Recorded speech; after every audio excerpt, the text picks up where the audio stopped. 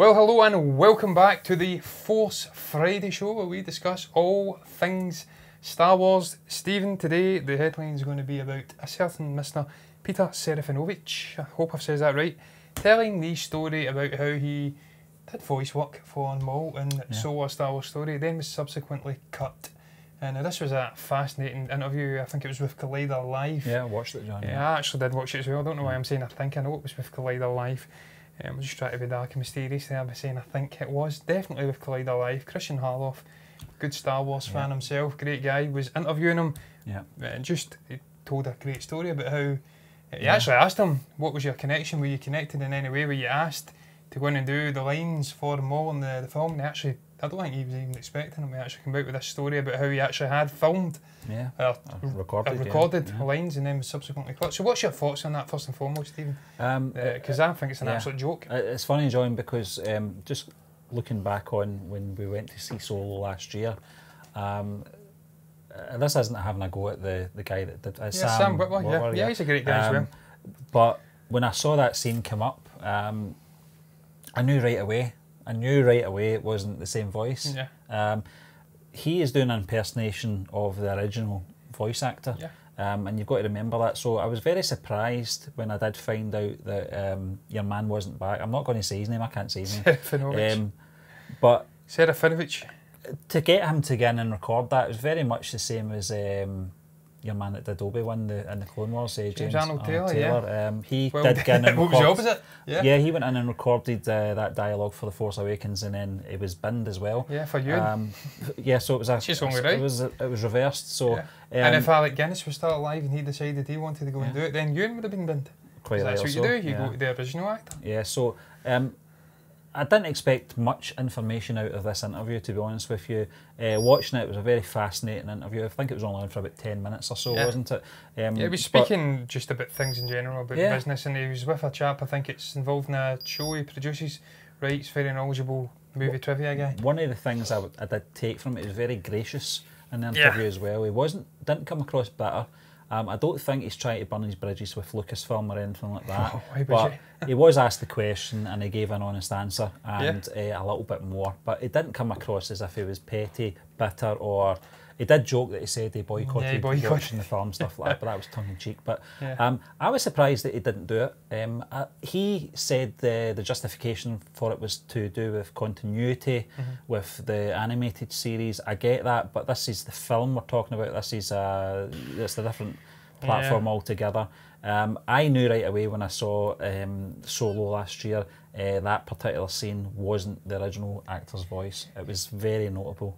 Yeah, Stephen, I have to say, I can understand what they're saying about continuity, because there's a large degree and proportion of Star Wars fandom who will have watched the Clone Wars and Rebels, and then they also like the way that it's interconnecting all the little details and characters popping up, the likes of, I think it was Saw Gerrera who was in Rogue One, so he was in the Clone Wars and then they connected that in. So I understand the continuity, they want to interconnect all of these little Easter eggs and voice actors and stuff into the main sort of a canon, the main filmology, the actual films themselves. But at the same time, there is a gigantic proportion of the fandom who will not have watched the Rebels and the Clone Wars. Probably weren't even aware that the Darth Maul had died and then had been brought back. Well, they knew that he'd died, but they're probably not aware that he would come back to life. And they would think of Peter Serafinovich as his the funny thing is, John, that your man probably had less dialogue to record than Sam Witwer did for that the animated series. So his voice is going to be more, as you said, you know, for the sort of fans that like to cover all platforms, are more familiar with. Like myself, I was very much the casual fan of the Clone Wars, etc. But I knew right away it wasn't the original actor that was voicing. There is a difference. I don't know if well, listen, he's a very talented guy, Sam. I mean, he does the Emperor and he does a whole host of other things. He's so knowledgeable. He's a massive Star Wars fan, incredible knowledge. He knows intricate, tiny little details about the most mental things. So I can get him coming in. And I think people at the time weren't that concerned about the voice. As I said, I did notice it, but I didn't make a big fuss of it. More people were more focused on the appearance of Ray Park, that he'd put on weight. I mean, you've seen this guy since a good shape 20 for his years age. have passed. Yeah, 20 years have passed, and they were trying to compare him to the Ray Park of 1999 or 98 or whenever it was he filmed those scenes. So I don't think it's that big a deal. It was a question that Christian Harloff posed to the actor because he had this opportunity to ask him that question, and I thought it was a very fascinating 10 minutes and a very honest, answer that he gave. There's no way that this guy, Serevinovich, I keep saying his name, I hope that's right, was going to be on this platform with Christian Harloff and he wasn't going to ask him about Star Wars. It's never going to happen. A lot of people like to attack Christian, saying that he's a Disney shill or whatever the crap, which he's not at all. They actually now are saying he's too negative.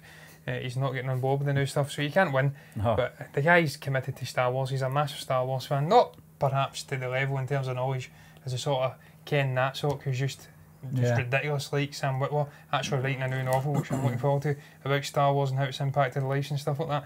Looking forward to that, but he was never going to let this interview go and not talk about Star Wars. The other thing that came out of it, Stephen, which I actually enjoyed, was the fact that he says when he went in, he spoke to Ron Howard for a half an hour. I think he says it was 29 minutes more than he spoke to George Lucas about the character 20 years ago. So that shows you probably a kind of a side thing in those films more than anything. He was obviously the superficial bit of eye candy for the 4 lines in the Phantom Menace. So so he didn't really view this as being a big part of the story. Obviously, he wasn't in the Phantom Menace for a large part of it as well. He's floating around about the periphery. I think he popped up in Coruscant at one point with the Emperor. Then he was in obviously Tatooine. He confronted Qui-Gon, and then at the end with that incredible duel of fates at the end.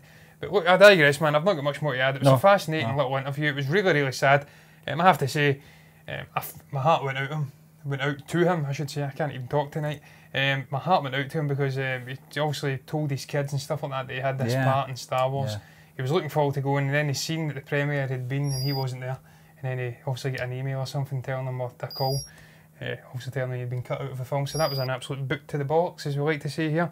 And my heart did go out to him, but I'm going to move on, Stephen, because I've not got much more to add to the next topic, and it's all about a trailer release date plus exciting Luke and Leia news. Now, I've not actually delved into the Luke and Leia news, Stephen, but the trailer release date itself, I think we're pretty much all on board that this is going to come out on, I think it's the 12th of April, the Friday night, or the Friday evening, Star Wars Celebration, the opener. But the most interesting thing that has come out of this article is the fact that we could potentially be getting multiple teaser trailers, one for the older legacy characters and one for the newer sort of characters which we've been introduced to in this sequel trilogy. So what's your thoughts on that? Are you on board for this sort of a dual teaser trailer? Is this them clutching, trying to keep the old guard in this final part of the trilogy? It is, John. I think the first part of the article is all about the trailer release date. We talk about this every Friday. When this, because it's we're just looking for it, on a daily basis. But the second part more intrigued me, as you said, John. 2 trailers. I think it's 2 anyway. They're saying more than one teaser trailer could be released. I think it'd probably be 2. I think we're going to get a legacy trailer. We're going to get one that's more the sort of new characters for this trilogy. And that you're right. It's try to appease everyone. I think they know what happened after Episode 8. This is them trying to win back those fans that are sort of on the fence at the moment. There's ones that aren't on the fence. There's ones that are point blank refusing to, go and see this. I think that's silly. I think you should go and just see it, and if you don't like it, don't watch it again. Exactly. But what do you think they're going to achieve in that, Stephen? This is what I ask. If you want more Star Wars films of a decent calibre, doing the things you want to see, then you have to go out and fund them one way or the other. If you're boycotting it, then you're not going to get any Star Wars film. No. You want to go back to having 20 years of nothing. Or nothing. I loved the novels. Or nothing at all, like we thought after 1983. You really have to get on board with what the hell you want from Star Wars. Do you want to have Star Wars films at all? Go out and fund them, and then wait to Kathleen Kennedy if you're not happy with her direction. Buggers off, and you get someone like Dave Filoni on board. Then they've got the money to continue on churning these films out. They've just spent a ridiculous amount of money. Obviously merging with Fox, they need the dosh. So you know what I mean. They're massive, but they're not that massive. As you said, John, this legacy trailer intrigues me because it is saying that it could involve Luke, Leia, and Lando. Probably Chewbacca and the droids as well. The droids in being R2D2 and C3PO. not that millennial couldn't even ball. get on the poster. No. Couldn't even get on the poster that looked, which is real apparently. Yeah, we talked about that last week, John. But no, I'm more intrigued to see that one because that was one of the things I liked about the promotion of The Force Awakens. I loved that sort of Chewie, we're home. That one, the one where we've got Luke Skywalker narrating the trailer and Han Solo closing it off. We get Leia in the middle of the trailer as well. They can make these films any way they want, but if it's saga films, John, you can't just disregard the original trilogy and the characters in that trilogy. I know how they've handled them. I've not always been on board the way they've handled them, but you can't just, kill the past, as they say. You have to handle it with care, especially because it is a saga. It is all interconnecting episodes.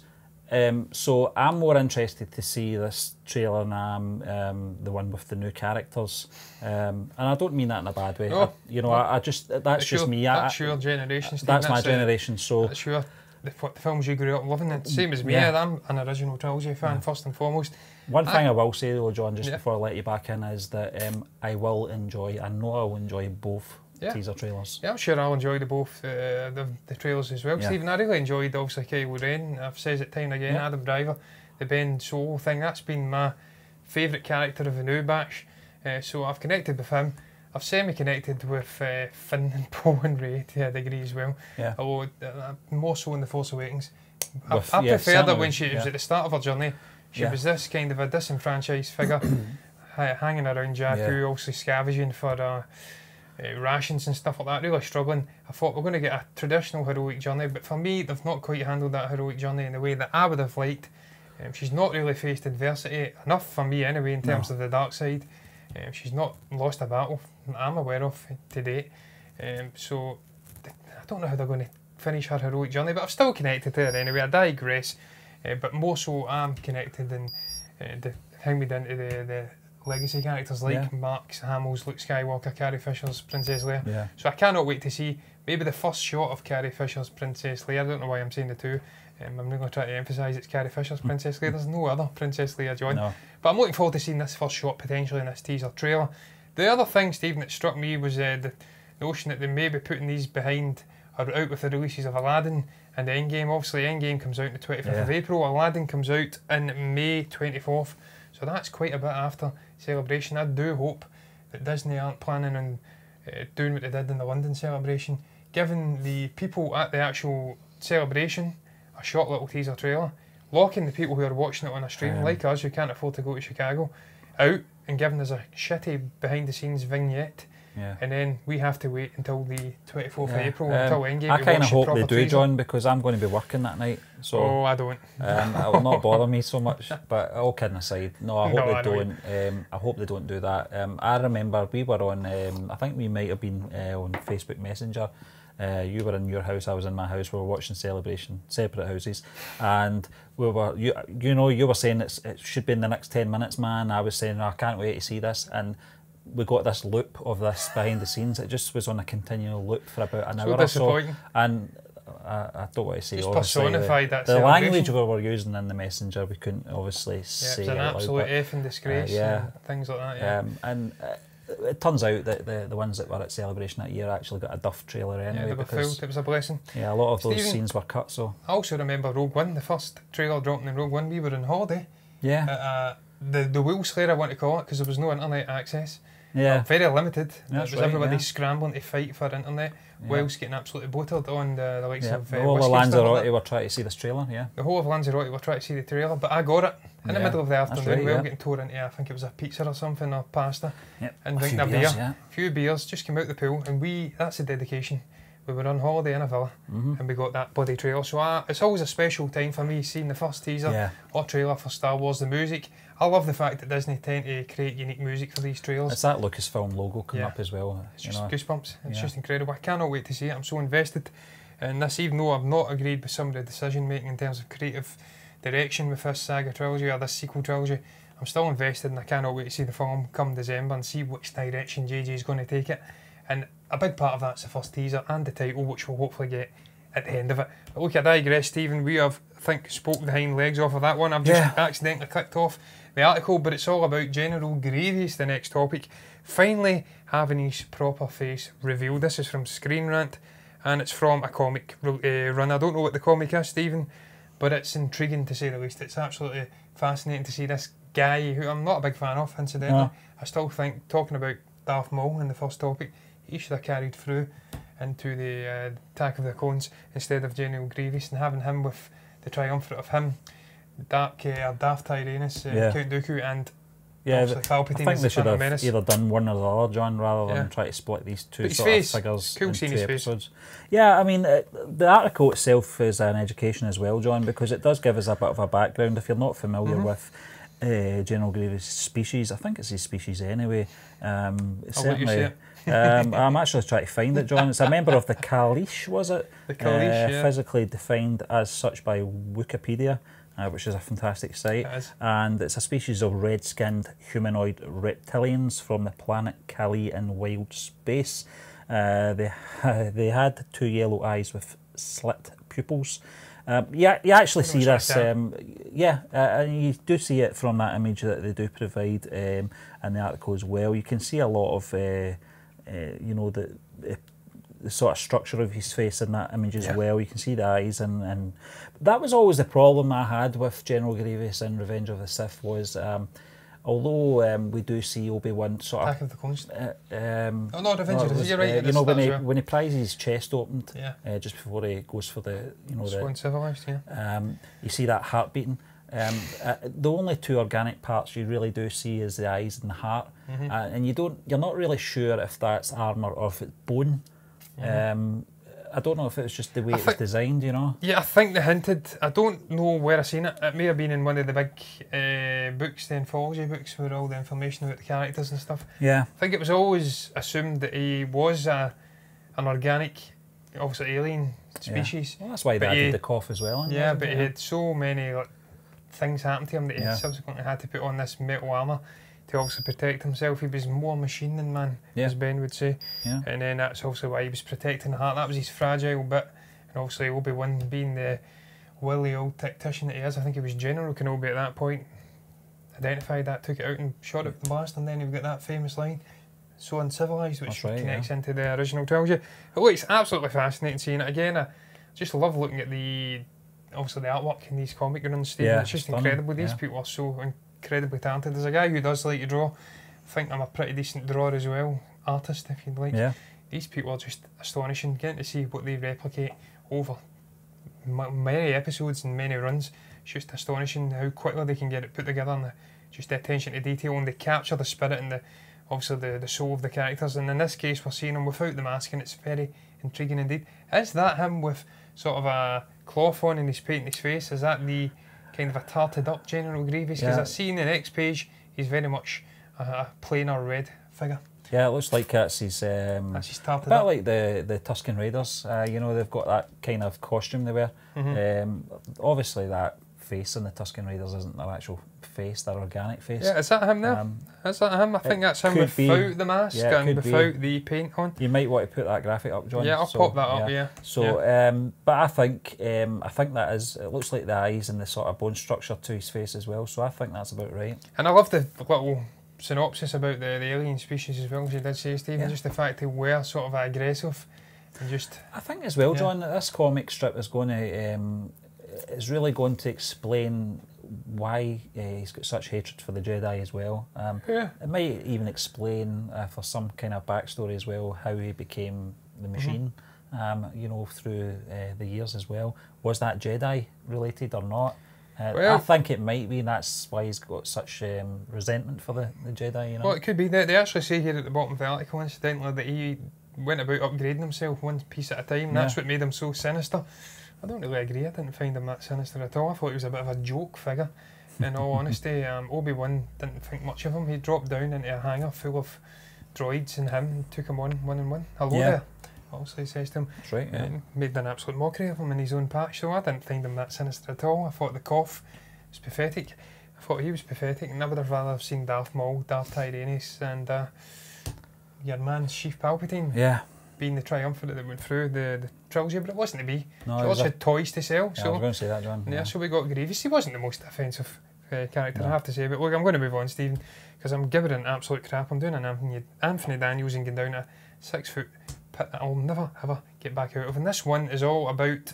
I don't know what it's about, Stephen. You may want to help me out here. It's all about you can watch Star Wars live. Essentially, it's a symphony orchestra are doing a tour of the United Kingdom. I presume they're going to go further afield as well, but they are touring and they're showing The Empire Strikes Back at a select sort of a run of concert halls and stuff like that. In our case, it's the Armadillo, and you get to watch the film with the experience of an orchestra playing the music. Well, last year, John, they did A New Hope, as you recall. I wish I was there. Yeah, that's why, you know, I seem to recall it. When I was reading this article, I thought it was strange that they were jumping right into Empire Strikes Back. That's sad. As I recall, they did do A New Hope last year, and they did do a tour of the UK, which I sadly missed.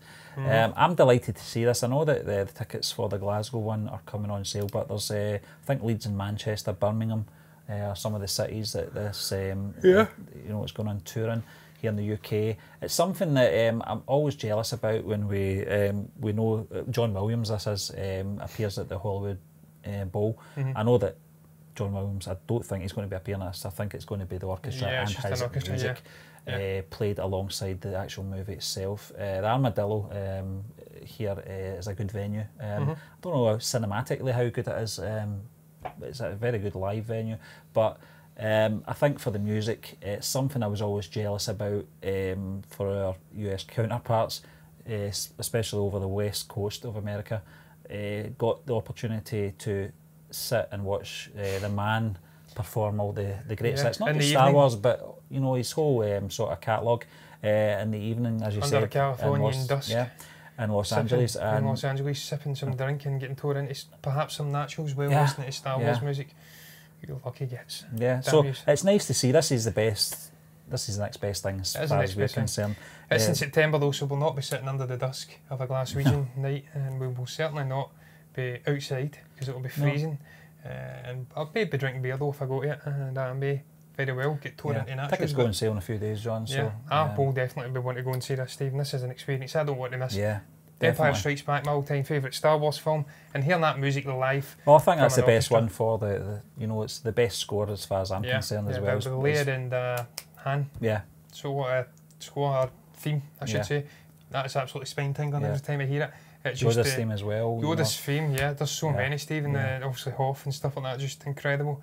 Rousing music, which just makes the experience all the better. But look, Stephen, I'm going to end on just a kind of a little ad-lib off the kilter. It's not a topic in general, but I'll probably flash a graphic up anyway, perhaps. And it's all about this Disney merger. As you know, Fox and Disney have now merged together. I think this was actually a couple of weeks back, a week and a half ago. We could have spoke about it last week, but we didn't. No. But I'm going to pose a question to you, a couple of questions.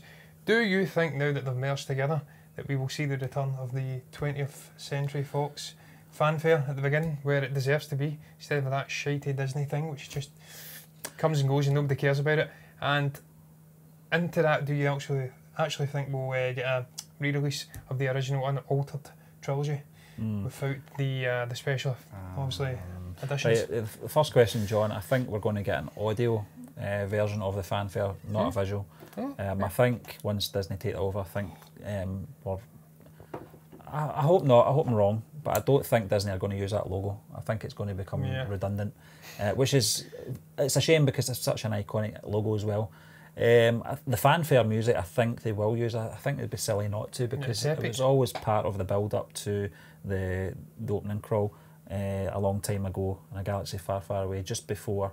It comes in just before the Lucasfilm logo, so that was something that was always missing. It's not a big deal or anything like that, but it was something that was always part of watching that original trilogy and the prequel trilogy as well. Your second question, John, I don't think so. I think George Lucas, when he sold this company over to Disney, was probably in the contract that these would never see the light of day. He was so adamant that these were dead and buried, which is a pity, because there is some versions out there that have, I've got a version on DVD that came out I think around 2005 or something like that, which was probably the next best thing that I could find at the time, but I think it was a cut off a laser disc, so the actual what do you call that, the actual cut of the film. Oh, yeah. I think the way it was cut as well kind of trimmed off the sides and the top and stuff like that, so it was a bit of a sham. I know there's people went out and actually remade, or went back and remastered it, kind of a reverse engineered the special editions. Stripped it down, stripped it down and gave us the original. I've not actually seen them. I've never seen the unaltered original films, so that's why I'm asking, because I would love to see them do it for people like me who have not seen it. When I was growing up, it was always very much.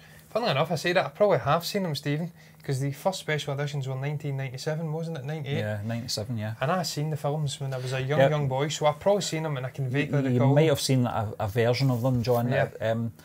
There'll be bigger Star Wars fans out there who are more knowledgeable than us in these things, John, but I have been in some discussions with people on message boards, theforce.net, back in the early 2000s and stuff like that, people talking about different versions of different cuts all throughout the sort of late 80s to early 90s. So the ones you might have seen might still not have been the original ones. Yeah. And you think back, John, I think it was only after 1980 that they inserted the episodic numbers for A New Hope. Up to 1980, A New Hope was just called Star Wars, as you know. Which so there's been a lot of... It's not just been since 1997 that these, alterations took place. It was just the really hands-on ones. I think it's just been... Yeah, that was the more noticeable ones, because it was really bringing everything up to sort of the 1990s standard, if you like. But I don't know where it stops. I don't know where it starts when those original cuts were made. But I had the videos, the VHS videos, round about 1991, I think. And I don't even think those ones were the original cuts either. Well, there you go. Perhaps I haven't seen the original cuts in, and I really have to get that sorted. So, Disney, if anybody's out there watching this, then there's no chance of that. Get it dealt with, get them out, so people like me can watch it. And in regards to this fanfare, I'll just round it up, Stephen, by saying, do I think they'll put the fanfare in? I don't know. I really don't. I probably, if I was to be a betting man, I'd say probably not, because they've got their own brand, which they've built. I think Disney are more likely to take it out of the original trilogy. Once they put them all together in some bring sort the of fanfare collection. in. Yeah, I don't think they're going to put a rival studio who they've now bought over and kind of engulfed like a hungry hippo, a hungry rancor, and bring it in and put that instead of their own brand name. It's not going to happen. But look, I guess I'd love to see it happen, just for being traditionalists like I am and you are.